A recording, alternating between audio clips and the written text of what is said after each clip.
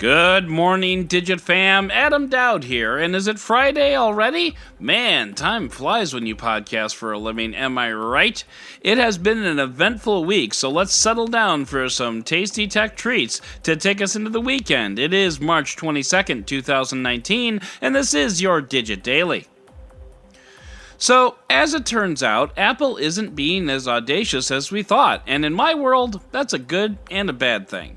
Apple's Netflix competitor isn't going to be a competitor so much as it will be a storefront for content providers, not entirely dissimilar to the Apple News project that we've been talking about.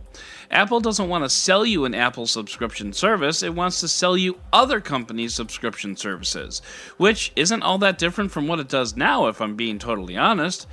Granted, this is coming off of reporting from sources, quote, familiar with the matter, yada yada, so it's not really confirmed, but when you think about it, this is a much more Apple-y kind of move in this space. Why make a product when you can just sell a product? So Apple is going to be more like Amazon, which sells subscriptions to channel add-ons, and it looks like Apple will be sprinkling in some of its own content as sort of its own add-on. Bundling is definitely a possibility here too. Maybe Apple will sell you HBO and Showtime at a discount. It's certainly less sexy and less risky than developing your own service. Apple TV, the product, already uses Siri to curate content to you based on what you ask for. So if you ask Siri to put on Stranger Things, Siri will look through all your subscription services and find Stranger Things on Netflix. Now Apple wants to sell you that subscription in the first place and then curate the content. There is one big caveat here though. Netflix won't be a part of this service, and make no mistake, that is a huge blow right out of the gate for Apple's marketplace. But it also shows you that Apple recognizes where the future is going. Rather than expensive cable packages which give you thousands of channels that you won't watch, we're shifting the other way to a more diverse group of streaming options that are in some ways smaller and more select, but now we just need more of them, and I'm not sure that's better. I became a cord cutter to try to save some scratch, but now I've got Amazon, Netflix, Hulu, YouTube Premium, and Sling, and I'm not sure that's any better or cheaper. It's just more convenient and more on demand, which is good, but Apple realizes that I might not want to sit down and figure out which of those half-dozen services has the Orville on it, and while we're at it, it'll sell me that service and take a nice slice off the top for its trouble. And speaking of services I thought would be great but turned out as just disappointing, Facebook probably screwed up your password. The story broke from Krebs on Security that Facebook stored passwords in plain text for years. The passwords were visible to anybody who worked at Facebook or, hacked Facebook. Facebook came clean about it in a blog post titled, and I swear I'm not making this up, quote, "Keeping passwords secure, and for God's sakes, Facebook, read the room, would you?" Just how many passwords were affected? Well, in the words of Facebook's blog post, quote, "some," but in reality, some is actually 200 to 600 million passwords. For years. Yeah, some. Okay, Facebook.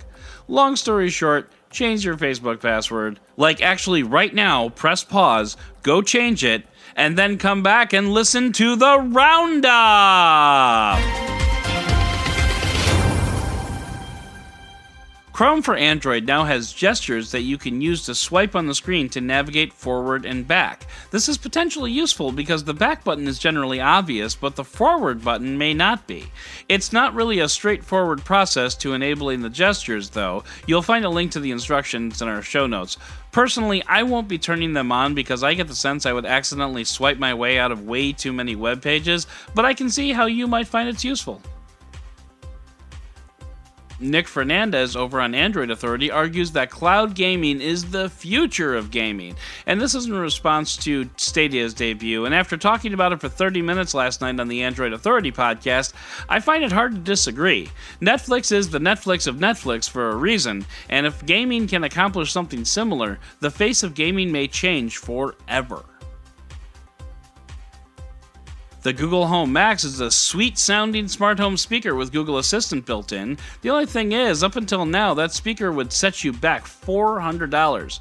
Well, now that price has dropped by a quarter down to $300, which is probably where it should have started in the first place. Still too rich for my blood, but if you're in the market, now is the time. Okay, so you know that almost every photo on Instagram is the best one taken out of 30, and they're mostly staged as hell. Like the, quote, rolled out of bed photos are taken after 2 hours of hair, makeup, and lighting tests. Sure, totally get that. FYI, my Instagram is not like that because I don't care enough. Anyway, now it seems the disinformation on Instagram goes even deeper as conspiracy theorists have set down roots on the photo service and are spreading their theories and hoaxes and all their other bullshit on that platform as well. Is nothing sacred anymore? I mean, I guess Instagram was owned by Facebook, so it was only a matter of time, but still. Wireless charging is the future, and I will stand by that until my dying day. And as it turns out, that is much the case for our cars as it is for our phones.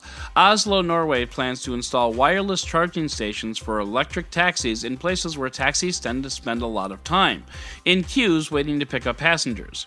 So, while a taxi is waiting for its next fare, it's also topping off the tank.